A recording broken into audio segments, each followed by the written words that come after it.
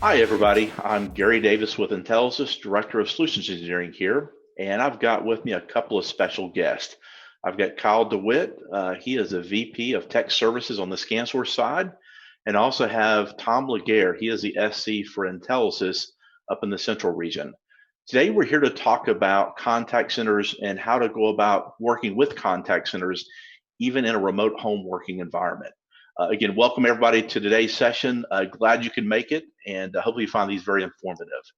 So let's get started. I've got Kyle up first. Kyle, I know you found out on a Friday afternoon that all of a sudden most of your workers, I think you have about 65, 75 contact center workers, all of a sudden you found out all of a sudden that they were going to work from home the entire next week. I mean, you found out literally on a Friday, and come Monday, they're going to half the folks are home. So did you have to worry about capacity, those sort of issues right off the bat? I mean, what was some of your first concerns you had?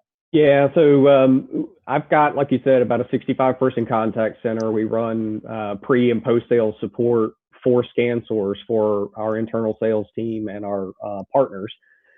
And so, like you said, we had to transition that workforce to 100% remote. Fortunately for us, we're already a distributed workforce. Over a third of my employees are already outside the headquarters office. Most of those are in remote offices, but we do have some virtual office employees that are 100% remote. And our agents also are afforded the luxury of, or the flexibility of, working from home 1 day a week. So from an infrastructure standpoint, we were already set up. From a productivity standpoint, efficiencies, things like that, we'd already developed a work from home policy and processes to follow that were keeping the agents connected and collaborative with their teammates. We had not done a stress test though, so this was the first time we'd sent everyone home and they all had to connect. So initially our challenges were employees who lived in multifamily dwellings like apartment complexes. The ISPs that serve those multifamily dwellings were not prepared for the amount of bandwidth that was suddenly on the network. As in other cases, our agents are now working from home while their spouses and kids are home, also consuming bandwidth. So that was the biggest challenge, was making sure that we had consistent and reliable connectivity back to our systems. Were you worried about capacity in terms of like trunking, SIP trunking, things like that into the buildings and things like that? Because not only is it you're working from home, but the entire Greenville offices are now working from home. So was that a concern initially as well? We didn't have that concern. I mean, we are a multi-channel. I'm not going to say we're omni-channel. We're multi-channel contact center, and the bulk of our casework is via email. So we can get a fair amount of phone calls during the day, but from a trunking standpoint, we aren't generating enough inbound or outbound traffic that we're going to stress capacity. Okay, and maybe Tom, let me pull you into this conversation. If we're looking at going cloud now, obviously, Kyle has an on-prem solution that's sitting there in the office. Maybe compare that a little bit. Would you have concerns all of a sudden adding additional users or adding capacity? What does that look like if all of a sudden this is a cloud solution? That's an excellent question. Thank you, Gary. And Kyle, congratulations for having that system in place.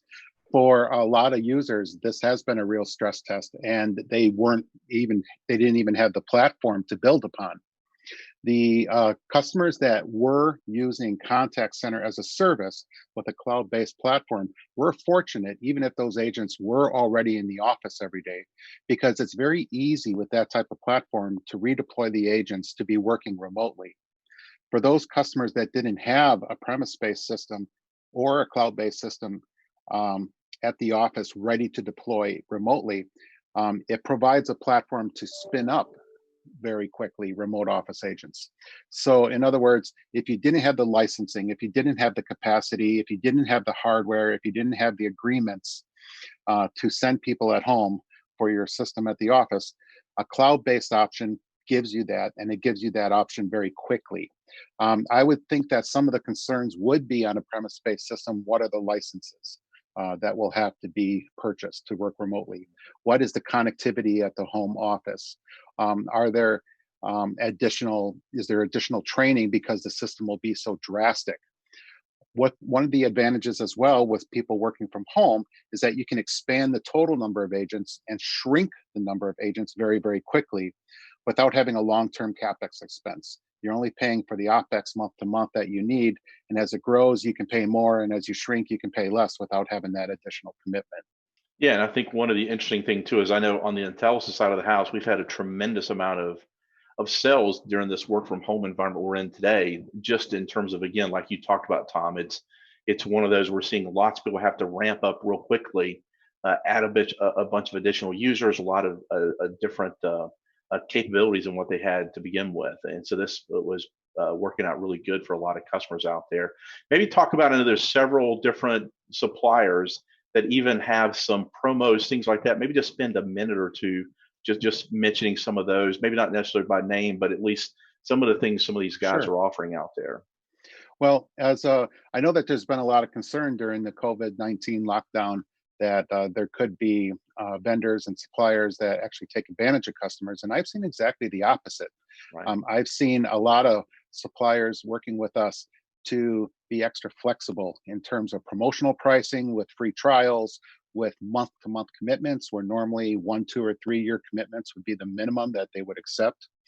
There's been suppliers giving away not even month-to-month services, but just giving away the services for free. Here's our collaboration platform. Go ahead and try it. Go ahead and use it. And if you are willing to look at some of the advanced features and you would like to use the service in a fuller manner, such as needing omni-channel or using multi-channel for your contact center agents, we have put a platform in place to spin it up within 48 hours to support you. Yeah, no, sounds great. And Kyle, I know you've been working a little bit from the house before. I know some of your folks, your agents are working from the house. Maybe talk about what you do from a performance standpoint in terms of measuring how effective or not so effective some of your work from home employees are, especially in a contact center agent environment. Yeah, sure. So it's easy to have remote employees for 1 day a week, and you get to see them the other 4 out of 5 days. And it's really easy to develop bad habits when you're remote only 1 day. It's a lot more difficult to establish good working habits when you're permanently remote, 100% remote. So our contact center managers have done a good job of not only finding and making visible all of the reporting that we need, but also communicating that down to the agents. So we've done a good job before in making sure that Salesforce cases are denoted well, that the average speed of answer and hold times and things like that are minimized, but also held, that the agents are held accountable for all of those metrics that we have found important. So now they're seeing why it was so important for us to measure that even when they're in the office. So we've established some good practices around average speed of answer and abandon rate that I mentioned, or I mentioned hold times, but abandon rate's another good one. That's a immediate indication of how effective our agents are in supporting our customers. What is the new customer experience when either an internal account manager contacts my team for assistance on the sales support side, or whether or not it's a partner or an end customer calling in on the technical support side? We can very easily pull live or historical reporting that shows how long that person held. Did they hang up before they reached an agent? All of those things. So those are the key metrics that we're looking at productivity. Obviously, detailed case notes is another one. If you have time in between interactions with customers, then denoting cases it's something we want out of our agents. It's one of those highly effective workforce management tools, but it can also parlay into a productivity tool. Right. No, absolutely. And Tom, if you could follow up on that, I know we've just got a minute or so Absolutely. left. Maybe talk about workforce optimization and workforce management, how that can take that to the next level, particularly if you've got a larger team of folks. Maybe you've got several hundred folks, and how that might work, and how some of these systems can automate a lot of things here when it comes to scheduling, to figuring out efficiencies, things like that. Absolutely. And that's a great question, Gary. The workforce management and workforce optimization tools are integrations and tools that come with contact center as a service based in the cloud, but they become very effective in this remotely deployed agent model because now you have agents that are dealing with scheduling challenges at home, possibly, whether it's managing schoolwork for the children or only being available at certain hours of the day, or whether it's personal appointments. So there's a lot going on right now, and somebody may be able to work second shift, somebody may be able to work first shift or third shift, or just odd hours of the day, or here today, gone tomorrow. So the workforce optimization and workforce management metrics are able to make sure that you have a handle on that. All the calls are going to somebody that's available. In addition, they're going to somebody that's available, that has the expertise to handle that customer. And all those things that Kyle mentioned are really critical to know. Who's in queue and who's dropping out before you can even answer the call. In addition, who's coming back for service because their question wasn't answered completely. So all of that needs tracking and reporting, and those are very critical in a contact center space. But when you have a contact center as a service in a cloud, you're not having to make compromises. You're not having to give that up. Even in a remotely deployed agent model that we're having to work in right now, you get all the benefits. Yeah, no, sounds great. And to kind of wrap it up as well, it sounds like whether you're on-prem or in the cloud, either way, you get a lot of these capabilities, which is great, and it can help your customers as they go out and they have remote workers that are contact center agents, which is awesome. So I appreciate your time today, both Tom and Kyle, and appreciate all the different partners that are tuning in today, listening to this and hopefully learning a little bit in the process. The cool thing is there's lots and lots of other channels we didn't get to. There's lots and lots in terms of Salesforce integration, CRM integrations, things of that as well. But having said that, let's go ahead and close out right now. Again, thank you everybody for being here today. And again, I want to also, if you've got additional information or need additional information, please go out to scansource.com/go remote or go to Intelisys.com/go remote and check out additional remote from home working solutions that are out there today. Thank you, everybody.